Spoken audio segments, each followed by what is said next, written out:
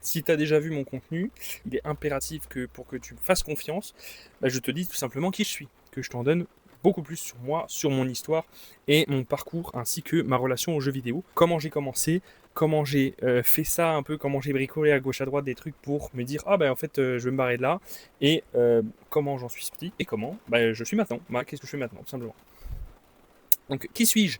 Je m'appelle Victor, j'ai 25 ans, j'ai passé une immense partie de ma vie dans les jeux vidéo, donc je dirais de 10 à 23 ans à peu près, donc c'est plus de la moitié. Pour l'instant j'ai passé plus de la moitié de ma vie dans les jeux vidéo. C'est absolument énorme. Et avec le recul, je n'ai absolument pas peur de qualifier ma relation aux jeux vidéo d'addiction. Et on va voir pourquoi. Donc ce que je te propose, c'est tout simplement de commencer en divisant ma vie en 3 grandes périodes. La période de mes 10 à mes 23 ans dans laquelle je commence, les raisons pour lesquelles je commence, comment je fais, qu'est-ce qui se passe, et tout ça. Ensuite, de mes 23 à mes 25 ans, où je commence à avoir un éveil et où je me dis, oula, faut que je bouge un peu, oula, j'ai un malaise. Voilà, clairement, je me sens plus à l'aise en fait en jouant tout simplement. Je me sens plus heureux, je me sens plus épanoui tout simplement avec le jeu. Voilà. Et une dernière période qui est arrivée depuis quelques mois, où j'ai tout simplement changé la manière dont je vis. C'est-à-dire que là, à l'heure actuelle, je suis dans une ferme. J'ai quitté mon taf il y a 2 semaines, je crois, début février. J'ai encore un loyer à payer. Je n'ai quasiment plus de sous, mais j'en ai rien à foutre parce que je veux me mettre là-dedans. Je veux travailler dans la ferme pour quitter mon taf et retrouver une valeur de travail et travailler sur mon accompagnement dont cette vidéo fait partie. Donc, de mes 10 à mes 23 ans. Alors, ma relation, mon jeu vidéo, si tu veux, tu vas le voir, moi je suis très licence. Je vais jouer à un jeu, je vais le poncer comme pas possible, je vais jouer à un autre jeu que je vais poncer, et ainsi de suite. Ok, donc tout a commencé quand j'ai eu à peu près 10 ans et qu'on m'a offert pour Noël la DS. Alors la DS, c'était absolument incroyable. Donc la DS, c'est quoi? C'est tout simplement une console portable avec un écran que tu peux emmener où tu veux, d'où le nom portable. Donc en fait, ça démocratise l'écran, donc la télé qu'on avait à l'époque dans les salons. C'est le début de toi qui peux jouer dans toutes les pièces de la maison, toi qui peux même jouer en dehors de la maison. Quand tu vas en vacances, tu peux prendre la DS. On voit que c'est, dès le début, pas forcément une bonne idée, très clairement. Donc, à peu près jusqu'à mes 12 ans, je n'ai que la DS et ensuite la 3DS. Je sais pas exactement quand elle sort, mais elle est plus ou moins dans le même sillage, très clairement. Et donc, il y a cette période de 10 à 12 ans où je commence à découvrir les jeux, où je m'y attache et où j'y passe énormément de temps. Ça participe à quoi? Ça participe à mon renfermement sur moi-même et à mon isolement. Pourquoi? Tout simplement parce que dans les jeux, je trouve quelque chose que je ne trouve pas ailleurs. J'arrive à faire des choses, j'arrive à avoir des achievements, très simplement, c'est ça que ça veut dire. J'arrive à accomplir des choses. Voilà. Il faut savoir aussi que plus jeune, et jusqu'à très récemment, j'étais extrêmement introverti et très très timide. Donc forcément, quand d'un autre côté, tu commences du coup à t'enfermer et surtout à t'isoler, que en partie à cause de ça, les autres vont te rejeter, en fait, qu'est-ce que tu fais? Tu vas vers là où tu éprouves du plaisir, donc vers le jeu. Donc c'est un peu bâtard parce que le jeu t'enferme et t'isole parce que des fois tu refuses des sorties, parce que tu refuses d'aller dehors jouer avec les enfants du quartier parce que en fait tu veux jouer, voilà, clairement. Et au final, cet auto-isolement, il se transforme en réel isolement quand les autres se disent ah mais attends, si on lui demande, il va encore nous dire non. Donc au final, il te demande plus. Donc tu n'as plus personne. C'est comme ça que tu perds progressivement ton cercle d'amis en ayant 10-12 ans. Donc en pleine construction de ta personne, tes amis qui étaient proches, avec qui tu jouais souvent, que tu voyais souvent avant, tu ne les vois plus. En quelques temps, ça peut se faire en quelques semaines, quelques mois. C'est un changement qui est à la fois doux et en même temps, quand tu y réfléchis, c'est très très brutal pour un jeune. Donc évidemment, tout ça, ça va participer à plus d'isolement et le fait d'être tout seul. Il faut dire aussi autre chose, c'est que moi j'ai grandi dans un environnement, donc mes deux parents se sont séparés quand j'avais 4 ans, donc tu vois, j'ai pas connu les parents ensemble, la vie commune avec toute la famille, tout ça, et on était en garde alternée. En fait. Donc ça, c'était pas vraiment le problème. Le problème, c'est que un de mes parents a développé une addiction à l'alcool, donc était alcoolique tout simplement, je dirais très très tôt, donc jusqu'à l'âge d'à peu près, oui, mes 10 ans, voire même un peu avant, jusqu'à, on va dire, 20, 22, 23 ans, jusqu'à que je parte. En fait, j'ai été confronté à cet alcoolisme-là dans mon environnement familial, sur mes proches, sur un de mes parents. Donc, on part déjà avec un pack qui n'est pas du tout bon, qui est extrêmement propice à rester, voilà, à rester dans le oh je vais jouer. Voilà, à rester focus sur le jeu. Donc évidemment, on a une perte progressive de l'environnement social, ça j'en ai déjà parlé, jusqu'au moment où j'ai acheté pour la première fois ma console de salon. Alors il faut savoir qu'avant ça, j'ai un peu oublié de le dire, mais il y avait la Wii. Donc au final, j'avais la DS, 3DS et la Wii. Donc tu peux quand même bien varier les jeux et passer un max de temps très très jeune, en fait, sur un écran. Voilà. Il faut prendre conscience de à quel point c'est vraiment un truc de fou et que ça fait péter le cerveau. Donc voilà, j'ai parlé de mon caractère qui est plutôt introverti et timide, j'ai parlé de mon environnement familial qui n'est pas du tout optimal, qui n'est pas sain au final. Et il faut aussi que je parle du déni. C'est-à-dire que là, je vais aborder une période de temps qui s'étale sur littéralement 12-13 ans, dans laquelle le fait de me dire « Oh bah tiens, j'ai peut-être un problème avec ma relation aux jeux vidéo, j'ai un problème de consommation de jeux vidéo », c'est littéralement hors de question. Tu vois, donc là, tu as le carré de la question, c'est en dehors de ce carré. Ce n'est pas une question, ça ne vient même pas à mon esprit. C'est pour ça que je fais ça, c'est pour ça que je fais le contenu que je fais sur Insta, c'est pour ça que je fais aussi cette vidéo, c'est parce que, comme ça, si tu la vois sur ton feed, tu pourras dire « Ah bah oui, putain ». Voilà. Tu auras le déclic externe, que je n'ai pas eu. Et c'est ça le pire. C'est ça qui m'a fait perdre un max de temps, c'est que ce déclic externe, à un moment donné, je ne l'ai jamais eu. Et donc forcément, en fait, tu peux passer énormément d'années, c'est pas des mois, ça se compte en années, sur une pratique qui, au final, ne t'apporte absolument rien du tout. Il faut le dire. Bref, maintenant je reviens à peu près à mes 12 ans. Donc quand j'avais 12 ans, première grosse économie. Alors en même temps que tu entres dans le collège, donc que tu commences à côtoyer les grands, hein, finalement. Première grosse économie de côté que je mets pour faire mon plus gros achat à l'époque, la Xbox, mec. La Xbox 360. Donc la Xbox, qu'est-ce que ça induit dans ma vie? Ça induit une routine de jeu et des jeux plus violents. Alors bon, la violence des jeux, surtout avec maintenant, il y a encore des drames où certaines personnes se disent « Oh, c'est la faute des jeux vidéo ». Bon, voilà, on va pas aller sur ce terrain-là, mais peu importe. J'ai été donc confronté à des jeux, on va dire, plus matures, bon, qui au final ont peut-être fait quelque chose, je vais en parler après, mais voilà, j'ai pas tué quelqu'un en fait, et à l'apparition du jeu inutile pour contrer l'ennui. Alors ça, c'est un truc qui doit vous alerter tout de suite. Si vous jouez, que quand vous jouez, vous ne prenez plus le plaisir, que vous faites chier, en fait, que vous lancez, mais juste pour contrer l'ennui, en fait, pour faire quelque chose, mais c'est tout. Que quand vous jouez, quand vous faites des trucs, vous kiffez même pas. Ça doit être un signal d'alarme, mais qui doit être immense comme ça dans votre tête. Ça doit vraiment être en rouge, ça doit popper dans votre tête. Ça veut dire attention, attention, pose-toi une question là-dessus. Vraiment, ça c'est extrêmement important. Il faut pas du tout négliger ce point-là. Clairement, je vous le dis tout de suite. En 2013, quand je suis en 5e, je fais une phobie scolaire. Alors, une phobie scolaire, c'est quoi? C'est quand tu vas à l'école, sauf que en fait, tu as mal au bide. Enfin, en fait, ton corps te dit non, tu ne peux pas aller à l'école. Non, c'est pas possible d'aller là. Donc moi, c'était dans le ventre en fait, parce que mon ventre, j'ai été très sensible du ventre depuis toujours, je le suis encore évidemment. Mais là, c'était vraiment un niveau stratosphérique. Dès que je me rapprochais de l'école, ça commençait à me lancer, et quand j'étais dedans, c'était plus possible. Donc j'ai fait, je crois, un trimestre et demi, où tout simplement, je ne suis pas allé en cours. Voilà, très simplement, je ne suis pas allé en cours. Et alors là, c'est terrible, parce que, en fait, qu'est-ce que tu fais? Tu vas rester à la maison, et oui, tu vas rester tout seul. Et oui, parce que personne ne sait ce que tu as, toi-même, tu ne sais pas ce que tu as. Toi-même, tu ne sais pas pourquoi tu as ça. Encore maintenant, je n'ai pas de certitude. Je me dis, ah oui, j'étais dans un environnement pour grandir qui n'était pas ouf. Et le début d'isolement, la perte sociale progressive que j'avais, a fait en sorte que ça a fait ça comme ça. C'était la manière que, je pense, mon corps a trouvé pour s'exprimer, de dire, j'ai un problème dans ma vie. Voilà. Entre autres avec mon environnement familial. Encore une fois, je n'en suis pas sûr, mais c'est une interprétation qui est fort probable. Et donc, cette phobie scolaire, elle a amené quoi? Encore plus d'isolement. Donc, tu restes à la maison. Tu restes à la maison pour faire quoi? Alors, certes, on m'a amené les leçons, on m'a amené le devoir, mais bah, maintenant, on connaît le confinement. Hein. On connaît le distanciel. Hein. Maintenant, on connaît le distanciel. Donc, voilà, tu faisais pas grand-chose. En fait. Tu faisais pas grand-chose. Tu faisais rien. Voilà. Et au final, ton temps libre, tu le passais où? Sur les jeux, mec. Sur les jeux. Sur les jeux pour contrer l'ennui.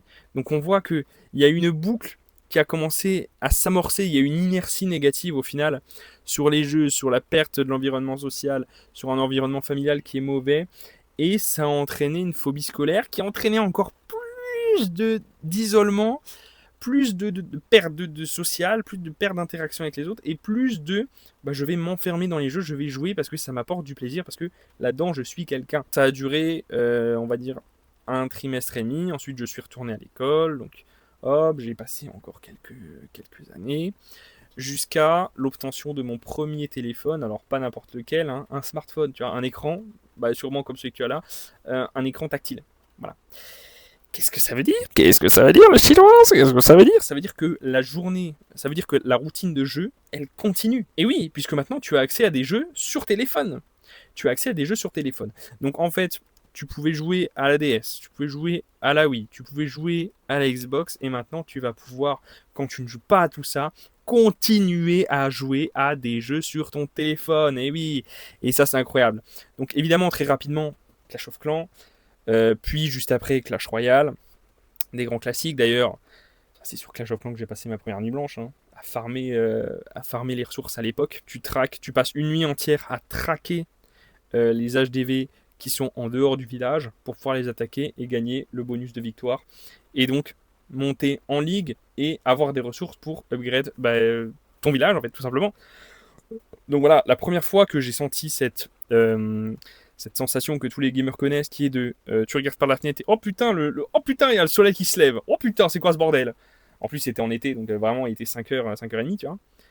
C'était sur Clash of Clans. Donc une routine de jeu qui continue, qui s'étoffe encore plus, et alors maintenant encore pire, le jeu inutile. Donc quand tu comblais le jeu, quand tu comblais l'ennui par du jeu, maintenant tu peux combler donc ce jeu-là qui ne te fait pas plaisir par le téléphone, avec de nouveaux jeux et surtout avec l'arrivée des réseaux sociaux. Il faut savoir que j'étais pas très réseau en dehors de YouTube, donc j'ai passé énormément de temps sur YouTube quand tu ne joues pas. Voilà.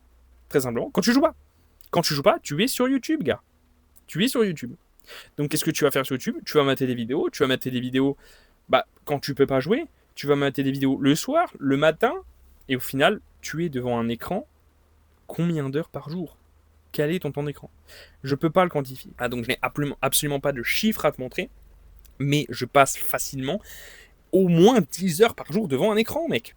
Je passe au moins 10 heures par jour devant un écran. Alors évidemment, quand t'es pas à l'école, sûr que quand t'es en cours, il y a moins le temps. Mais peu importe. Et donc c'est comme ça que ma vie a littéralement basculé dans les jeux et basculé dans les écrans. Voilà. Là c'est le commencement, c'est le début. Nouveau point d'intérêt dans la chronologie, dans la frise chronologique de mon addiction. Mais 18 ans où j'ai eu mon premier écran portable. Alors un écran portable, hein, donc un écran que tu mets sur un pied et que tu peux emmener littéralement n'importe où. Donc un écran que tu peux mettre dans ta chambre. Est-ce que c'était vraiment une bonne idée? J'ai bien kiffé, hein, je te le dis tout de suite. Donc là évidemment, le premier truc auquel tu penses tout de suite, c'est oh putain, il faut que je trouve un coin dans ma chambre.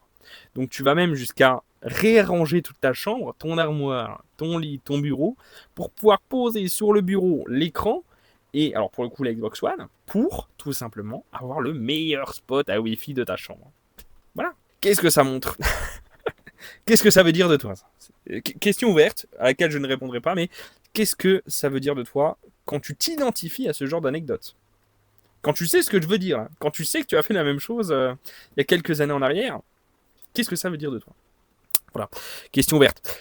Donc évidemment, qu'est-ce que ça veut dire le fait d'avoir un écran sur son bureau dans sa chambre? Ça veut dire jeu à volonté. Tu joues littéralement quand tu veux. Tu joues quand tu veux. Tu fais ce que tu veux, tu joues quand tu veux.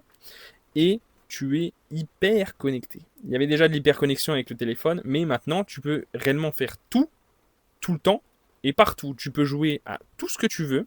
Tu peux jouer tout le temps, vu qu'en fait, tu as la possibilité de jouer tout le temps. Tu vas pas aller sur la télé où il y a ta mère ou ton père qui regarde quelque chose. Non, là, tu peux jouer dans ta chambre. Et ensuite, dans la même veine, se développe un goût pour un de mes jeux favoris sur lequel j'ai passé toute plateforme confondue sûrement 5000 heures, Rocket League. Et Rocket League, donc je démarre sur Xbox One, à peu près dans ces eaux-là. C'était peut-être un peu plus tôt, c'était peut-être 2016, 2017, pas loin de la sortie du jeu. Je tombe amoureux du truc. Et quand j'ai mon écran, là je tryhard à mort. Et surtout je tryhard à mort, mais je joue avec des joueurs PC. Ce qui veut dire que on me cale les insultes de psynet. Alors les vrais comprendront, hein, voilà, peu importe. Et surtout, j'ai des FPS qui me limitent à mort. T'es limité par les FPS, mec. T'es limité par les FPS. T'es un monstre, mais tu es limité par les FPS. Il faut que j'achète un PC. Voilà, c'est tout. Donc j'ai acheté un PC. J'ai économisé. Alors cette fois-ci beaucoup plus que pour la Xbox. La première Xbox et même la One. Mais c'était tout le setup, je crois. Il devait faire 1500 balles. Donc autant te dire que toutes mes économies y sont passées. Et en plus, c'était quand j'avais 19 ans. Qu'est-ce qui s'est passé quand j'avais 19 ans? Alors, j'ai eu le PC en décembre 2019. Qu'est-ce qui s'est passé début 2020? Donc autant te dire que là, on est sur un alignement des planètes en termes de branlette. Bon, je sais que le confinement l'a été pour beaucoup de gens, hein, pour pas dire tout le monde. Mais on est sur un alignement des planètes en ce qui concerne vraiment le fait de pouvoir faire ce que tu veux. Le fait de pouvoir être biberonné à ce que tu veux. Puisque avant, il y avait plutôt l'école. Quand j'avais jusqu'à mes 18 ans, hein, il y avait l'école, donc tu es obligé d'aller à l'école. Ensuite, il y avait la fac, donc tu es obligé d'aller à la fac. Et entre-temps, et puis même un peu après, on verra qu'il y avait le travail, tu es obligé d'aller au travail. En fait, il y a au moins ça qui te sort, tu vois. Sauf que là, non, non, non. Donc forcément. Mais là, oh là là là là là là là. Là, on s'est donné. Là, on s'est donné à mort. On s'est donné à mort. Donc, qui dit PC dit oh, j'ai des FPS, Rocket League, c'est trop bien. Oui, j'ai séché le jeu encore plus, évidemment. Dit nouveau setup, donc nouvel écran, 140 FPS, on connaît. Encore un écran de plus. Un écran qu'on peut, je le rappelle, je suis chez les deux parents. Un écran qu'on peut laisser chez maman, un écran qu'on peut laisser chez papa. Tu vois à quel point quand tu analyses les trucs, quand tu fais le travail d'introspection, que tu te remémores, même si c'est difficile, même si ça fait pas plaisir, que tu te remémores tout ça et que tu réanalyses ça à l'aune de ce que tu es aujourd'hui, tu te dis ah oui, c'est chaud, c'est chaud. Objectivement, il y avait des chances que ça finisse comme ça. Objectivement, c'était plus que faisable, c'était plus que probable. Ensuite, de mes 19 à mes 23 ans, après le Covid, hein, j'ai continué à jouer énormément, il y avait les études, puis j'ai quitté mes études pour avoir un travail. Et c'est à peu près quand j'ai eu un travail, en fait, que je me suis dit, mais attends, mais de quoi je suis fier? Que j'ai eu donc mes premières interrogations sur ma vie, sur la fierté que je peux avoir à travers telle ou telle chose, et que j'ai commencé le sport. C'est aussi le début d'une question fondamentale dans ma progression en fait jusqu'à aujourd'hui, jusqu'au moment où tu vois cette vidéo et même jusqu'à encore après. Cette question c'est qu'est-ce que ces années m'ont apporté? Qu'est-ce que je retiens au final de positif? Quel impact positif ont eu ma pratique des jeux vidéo sur ma vie actuellement? Alors cette question elle va pas être ouverte puisque je vais la fermer tout de suite. Ça n'a eu aucun impact positif sur ma vie à l'heure actuelle, les gars. Combien de temps est-ce que j'ai passé devant un écran à jouer à des Call of, à jouer plus tard à Fortnite? Combien de temps j'ai passé sur ADS, sur la Wii, sur la Xbox, sur le PC? Alors qu'au final, ça ne m'a absolument rien apporté. Si vous posez cette question, ça commence à vous trotter dans la tête. Je vous donne tout de suite la réponse. Ça n'apporte rien du tout. Les gens, on les voit sur Insta, qui vous disent oh, le jeu vidéo, ça apporte une culture. Oh, le jeu vidéo, ça vous permet de connecter avec des gens. Oh, le jeu vidéo, c'est un art. Alors oui, c'est beau. C'est beau. Il y a des jeux qui sont beaux. Qu'est-ce que Call of t'apporte? Qu'est-ce que FIFA t'apporte? Des jeux qui sont joués massivement, hein, surtout par des jeunes, évidemment. Qu'est-ce que ça apporte? Oh, ça apporte des réflexes. Ça apporte une meilleure façon de penser.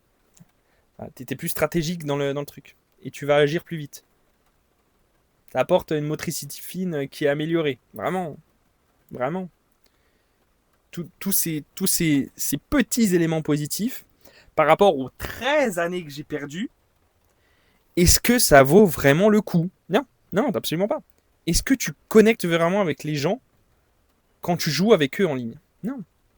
Je ferai une vidéo là-dessus où on va débunker tout ça parce que je le vois partout. Je le vois partout et ça me casse les couilles en fait. Ça me casse les couilles. T'es en train d'alimenter le déni des jeunes là. T'es en train d'alimenter le déni des gens qui ont la tête dedans parce qu'en fait, ils ne voient pas le problème, ils ne voient pas le problème de leur vie. Donc, ils vont dans le jeu. T'es en train d'alimenter ça, mec. Alors certes, je dis pas qu'il faut arrêter de jouer, moi-même je joue encore parfois, mais il faut être conscient que ça n'apporte rien. Si vous le faites en connaissance de cause, pas de souci. Mais après, il ne faut pas aller dire aux gens, en particulier aux jeunes, que oui, ça a des bienfaits prouvés par la science, sur ta plasticité cérébrale, ou je sais pas quelle connerie. On s'en branle. Le temps que tu vas perdre à jouer à ça, les semaines, les mois, les années que tu vas perdre à jouer à ça, c'est largement au-dessus de les petits bienfaits qu'on te vend. Il faut vraiment avoir ça en tête. En fait. Il faut vraiment avoir ça en tête. Il faut avoir ça à l'esprit quand on joue. C'est ultra important, putain. Donc en fait, comment on peut résumer cette grosse période de ma vie, je te l'accorde, hein, qui fait une petite quinzaine d'années. En fait, je suis dans l'immobilisme. Je ne bouge pas mon cul. Voilà. Je reste à la maison.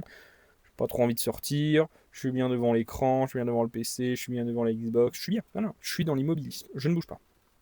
Ensuite, le confort. Bah oui, c'est confortable de rester chez soi, de faire, je sais pas moi, du zombie, de kiffer, d'arriver à faire le secret de je sais pas quelle map. Oui, bah oui, c'est très confortable de faire ça. Très confortable de se servir un coca à côté, de se grailler devant le PC. Ah oui, c'est trop bien ça. Ça fait plaisir. Et enfin, je dirais la fatalité du destin. Puisque, en fait, j'ai, pendant toute cette période, suivi une voie toute tracée. Qui est donc l'école jusqu'à mes 18 ans, ensuite la fac, les études, et début de ma 23e année, le travail. Un travail alimentaire dans un supermarché, donc voilà, c'est pas passionnant. Qu'est-ce que ça veut dire? Ça veut dire qu'en fait, quand tu joues, tu vas maintenir ta tête dans le guidon, et ça va t'empêcher de te poser des questions, de te poser des vraies questions, de trouver des réponses à ces questions, et d'avancer dans ta vie. À ça, je peux rajouter évidemment ma relation aux autres, et ma sociabilité qui est pas bonne du tout jusqu'à, on va dire, la fin de mes années fac. Voilà.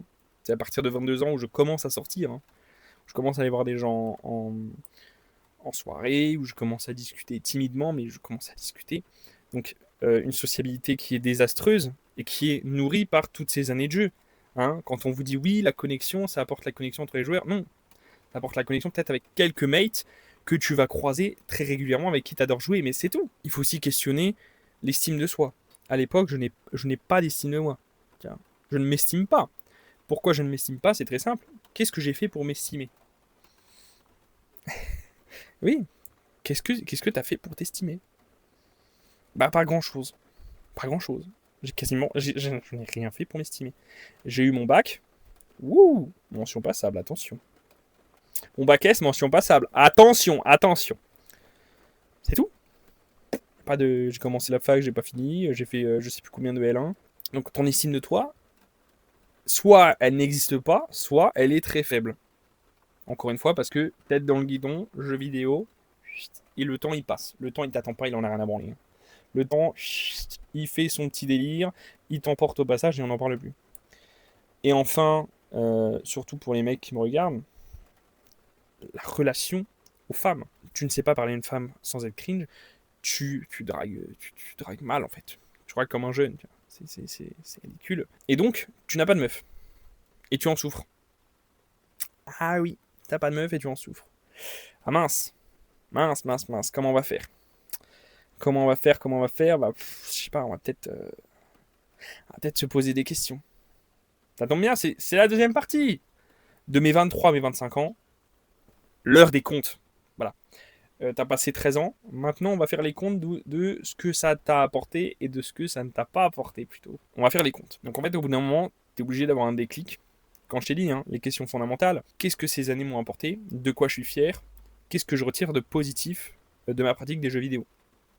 Quand ces questions-là, elles commencent à arriver dans ta tête, je peux te dire que les réponses, une fois que tu les trouves, une fois que tu les avoues, elles font mal. Parce que, en gros, ça veut dire que tu as perdu beaucoup de temps de ta vie. Le déclic de je vais me bouger le cul, il vient de ces questions-là. Et des réponses à ces questions surtout. Je vais même dire, ce déclic, il vient aussi en même temps que ce que j'appelle le mur de l'indifférence. Tu travailles dans un job alimentaire au début de ta vingtaine. À l'époque, j'étais encore chez mes parents. Si je viens à décéder, à qui je vais manquer? À ma mère qui va pleurer? À mon père éventuellement? À mes frères et sœurs que je vois pas si souvent que ça, bien malheureusement? À qui je vais manquer? Tu vois, c'est ça le mur de l'indifférence. C'est de te rendre compte que dans la société, tu n'es personne, que tu es remplaçable. Alors ça vient aussi beaucoup avec le travail, hein. Le travail te prouve par A plus B que tu es remplaçable. Il n'y a pas de souci là-dessus. Donc en fait, quand tu te poses ces questions, que tu as ce déclic et qu'en même temps tu te cales un gros mur de l'indifférence dans la gueule, tu es obligé de t'éveiller. Soit tu t'éveilles, soit tu meurs. Il n'y a pas le choix. Soit tu t'éveilles, soit c'est tête dans le guidon encore plus. Et alors là, on ne sait pas où ça va. Moi, j'ai choisi l'éveil. J'ai choisi de me dire, faut que je bouge mon cul. Là, c'est nécessaire. Là. On peut pas faire autrement. Il n'y a pas d'autre possibilité, il n'y a pas d'autre fin, il n'y a pas d'autre issue à tout ça, en fait, très clairement. Donc, qu'est-ce que j'ai fait? J'ai choisi de trouver un nouvel environnement. C'est à ce moment-là que vient mon indépendance et donc le début de ma vie en dehors de mon cercle familial, donc dans une colocation. C'est aussi à ce moment-là que vient le début de la musculation, entre autres par mon taf qui était quand même assez sportif à ce niveau-là, on va pas se mentir, mais début de la musculation en dehors du taf, musculation.corps bien évidemment. Et c'est à peu près à ce moment-là où je commence à me dire, oh putain, attends, je joue beaucoup, je me sens pas bien quand je joue, qu'est-ce que je peux faire pour arrêter? Donc je vais tenter des trucs. Les trucs que je tente, c'est des trackers, des tableurs, tous les trucs où tu essayes de noter et où en fait je ne m'y tiens pas, tout simplement parce que dans ma tête j'ai l'impression que c'est de la merde en fait. Ça, et surtout les trucs de motivation. C'est à peu près à cette époque-là que je découvre David Goggins, les gars. Alors, qui est absolument un monstre. On va pas faire un tuto, on va pas faire une biographie de ce gars parce qu'il en existe un million et ça me casse les couilles.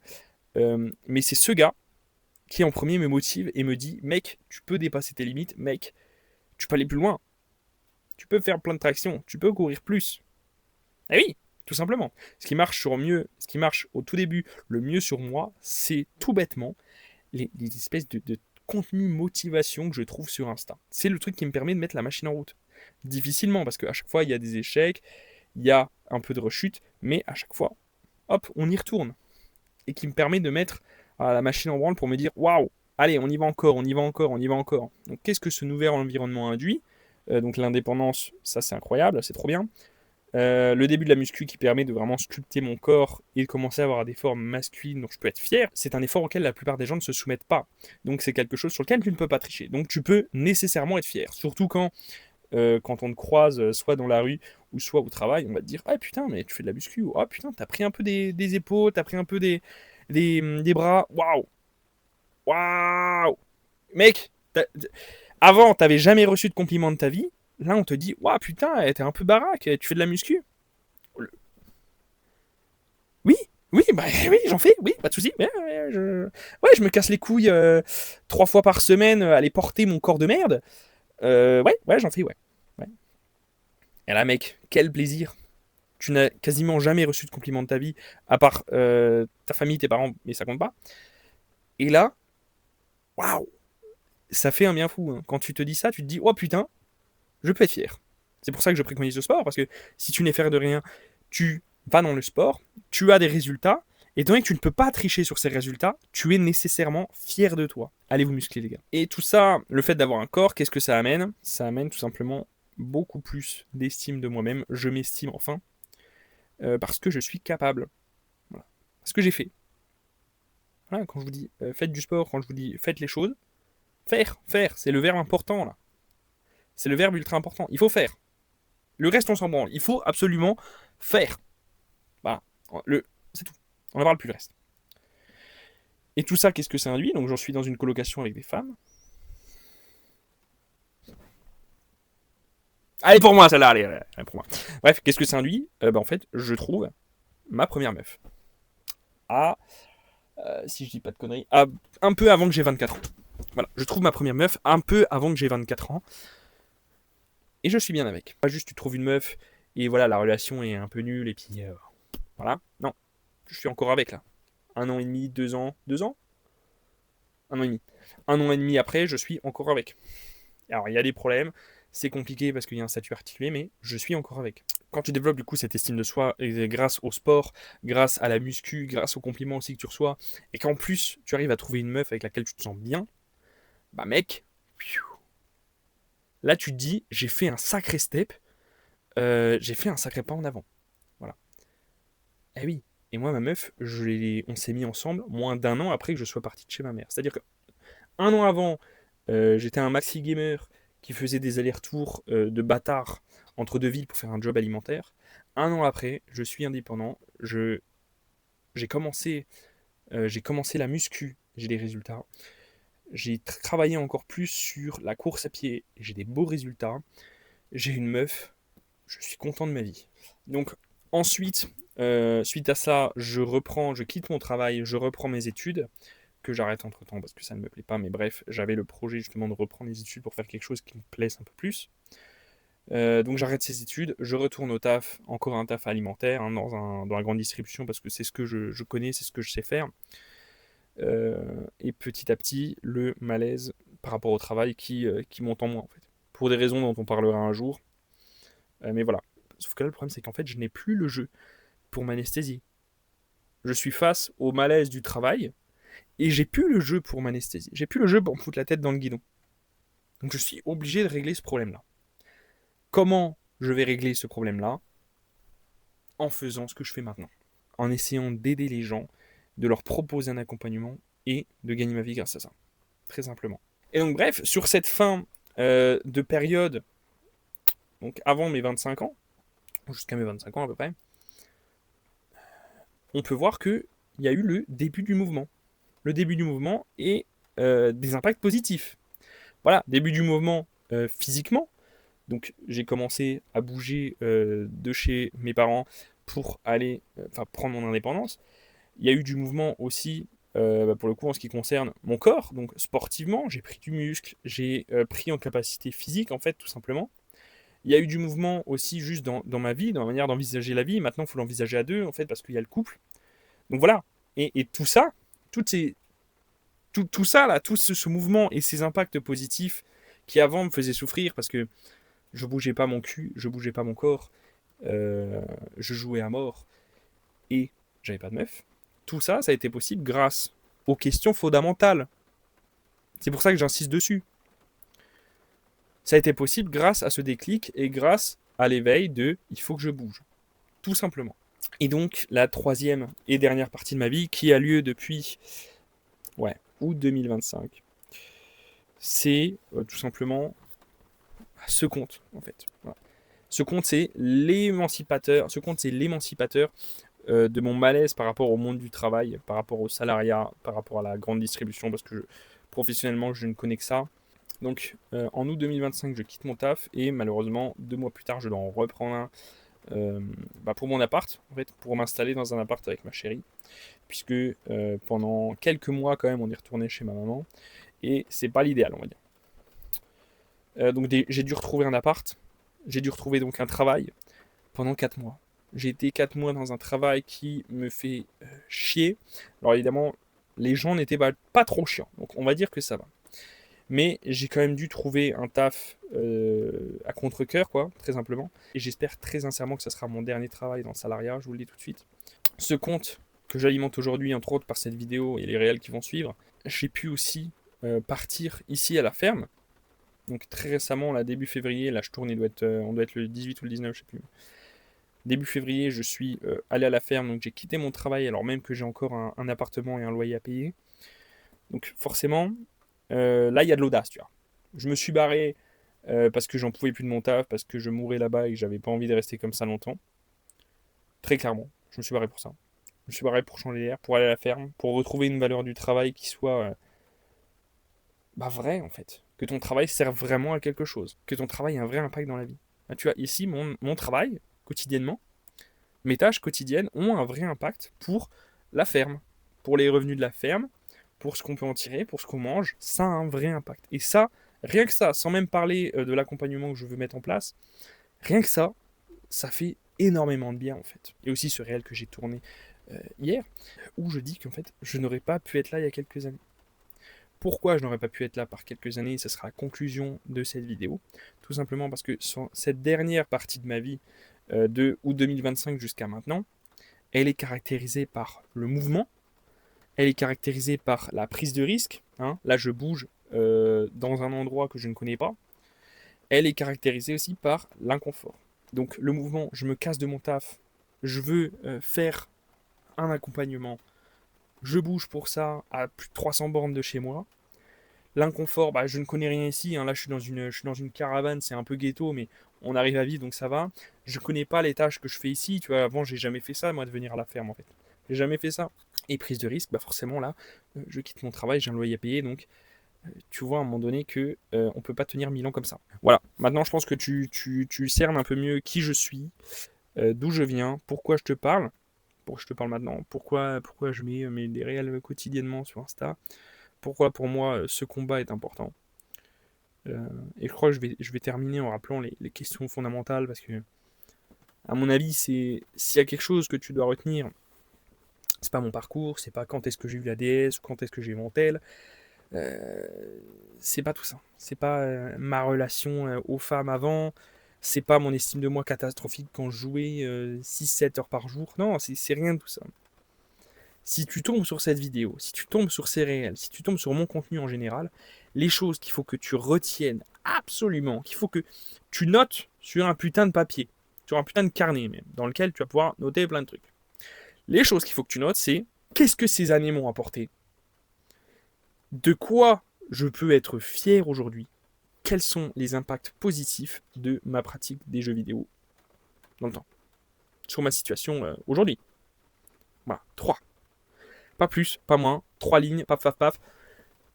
Et après, bah, l'heure des comptes va arriver, je te le dis. Une fois que tu as mis ces trois putains de questions sur un papier, l'heure des comptes arrivera. Il ne reste pas tout seul. C'est tout ce que j'ai à dire en fait, putain.